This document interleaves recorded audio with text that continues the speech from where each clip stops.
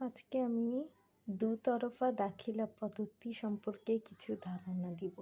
আমরা জানি হিসাব সমীকরণের A=L+OE, যেখানে A হচ্ছে সম্পদ, L হচ্ছে লায়াবিলিটিস দায়, OE হচ্ছে ওনার্স ইকুইটি মানে মালিকানার সত্ত্ব বা স্বত্বাধিকার। তারপরে OE হচ্ছে C+R - E - D, যেখানে ওইর ভিতরে আমরা 4টা উপাদান বিদ্যমান দেখছি।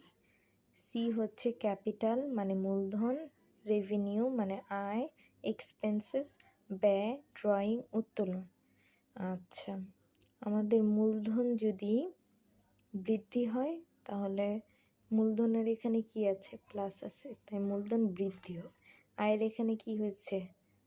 আয় আমাকে কি করে?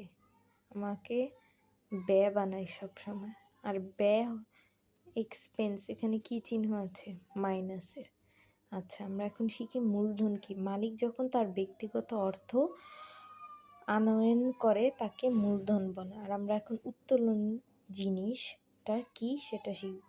মালিক যখন তার ব্যক্তিগত প্রয়োজনে ব্যবসার হতে কোনো কিছু নিয়ে যায় তাকে উত্তোলন বলে। মূলধন জিনিসটা হচ্ছে আমি আমার একটা ব্যবসা খুলেছি, সেই ব্যবসায় আমার বাসার থেকে কোনো জিনিস, ধরো চেয়ার টেবিল নিয়ে এসেছি, সেটাই হচ্ছে আমার জন্য মূলধন।